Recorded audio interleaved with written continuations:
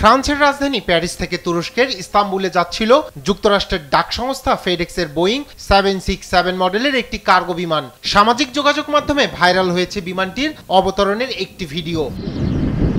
এতে দেখা যায় বিমানটি জরুরি অবতরণের চেষ্টা চালাচ্ছে। ওই সময় দেখা যাচ্ছিল না কার্গোটির ল্যান্ডিং গিয়ার। এরপর পিছনের দুই চাকার উপর কিছুক্ষণ চলার পর রানওয়েতে আছড়ে পড়ে বিমানটির সামনের অংশ। এতে মুহূর্তেই আগুন ধরে যায় বিমানে। তাৎক্ষণিকভাবে ঘটনাস্থলে যায় বিমানবন্দরে থাকা উদ্ধারকারী দল। বিমানের ভেতর থেকে সবাইকে নিরাপদে বের করে আনেন দলটি। এই ঘটনায় আহত হননি বিমানের কোনো ক্রু।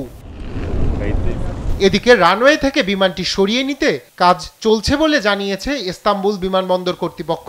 তবে যে রানওয়েতে এই ঘটনা ঘটে সেটিতে বন্ধ রয়েছে বিমান চলাচল, কিন্তু অন্য রানওয়েগুলো সচল রয়েছে, ফলে সেগুলোতে কোনো বিঘ্ন ছাড়াই চলাচল করছে বিমান। সাম্প্রতিক সময়ে বোয়িংয়ের একাধিক বিমানে ত্রুটি ধরা পড়েছে। এর মধ্যেই নতুন করে ঘটল এ ঘটনা, যার মাধ্যমে আরও বেকায়দায় পড়েছে মার্কিন এ প্রতিষ্ঠানটি। রায়হান কবির শুভ্র, নিউজ ডেস্ক, দেশ টিভি।